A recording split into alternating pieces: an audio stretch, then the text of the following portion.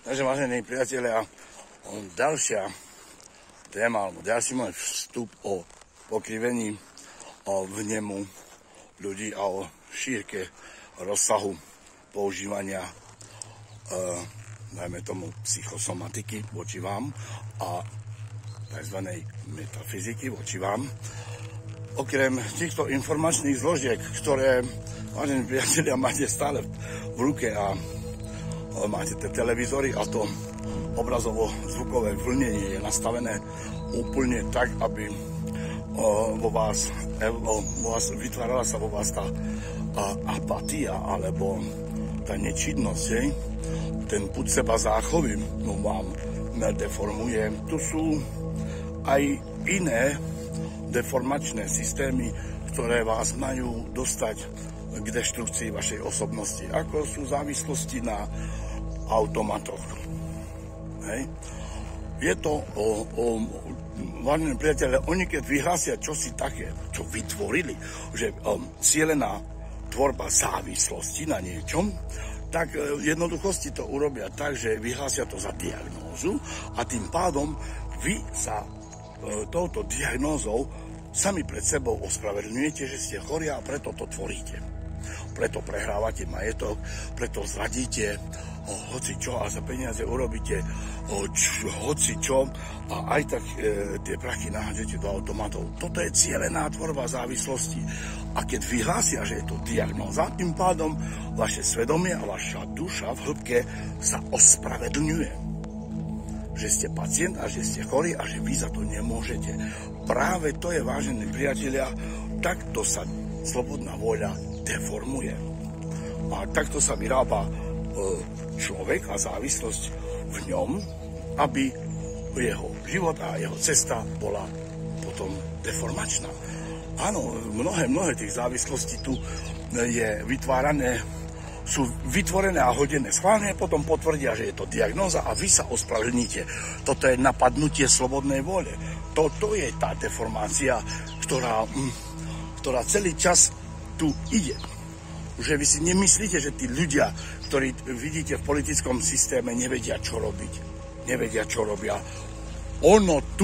Toto kombo, vážení priatelia, a tieto kombinácie deštrukčného charakteru a priniesť osobu k buď mentálnej alebo fyzickej deštrukcii, to je plán, to je normálne vytvorené a vyrátané, vážení priatelia, procesom, ktorému sa hovorí umelá inteligencia. Lebo takto človek, aby kombinoval v súčasnosti ešte, to musíte fakt byť naozajstne predaní a odovzdaní diablovi, aby ste boli najsilnejším vedcom a tým, ktorý prináša pokrok. Keď sa upíšete diablovi, verte mi, že tie prachy a tá honba za tými peniazmi potom prinesienie ľudstva do chudoby schválne a zase formát peniaze a naháňanie. Myslíte si, že toto je iba tak? Od niekiaľ to prišlo?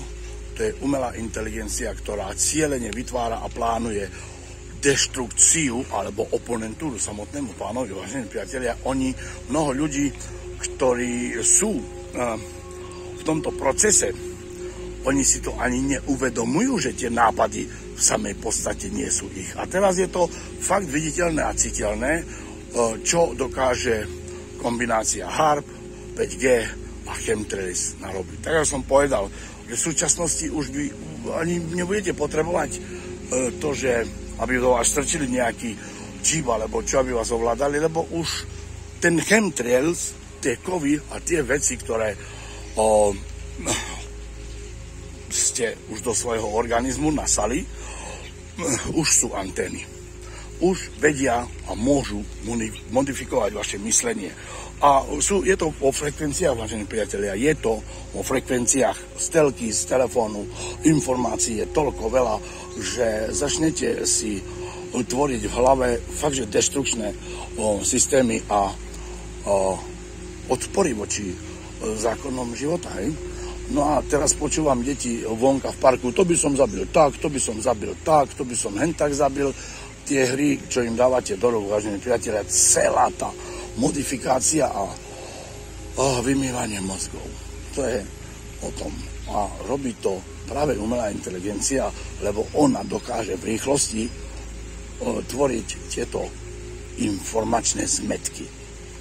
Hej? Je to tak, lebo neviem, že by to kombinoval tak rýchlo človek, aby všetky tieto veci proti človeku a proti zákonom Božím tvoril. To je umelá inteligencia, ktorú už v 84. roku prijali a riadi aj oligarchov. Lebo oni nie sú tak múdri, oni sú len oni vedia vydierať a skupovať nápady ľudí. Na to museli dostať alebo vytvoriť umelú inteligenciu, aby dokázali Božiemu dielu tvoriť tieto deštrukčné závislosti, pojmy a tento vývojový proces, ktorý bol samotným pánom daný, zničiť.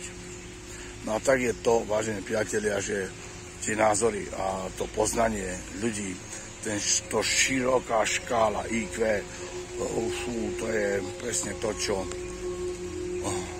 oni vyrobili. No ale teraz, keď sa vrátite k formátu Božích práv a zákonov a povinností, tak je možné, že to príjmete a je možné, že to dostanete do seba, ale musíte to sami chcieť a poprosiť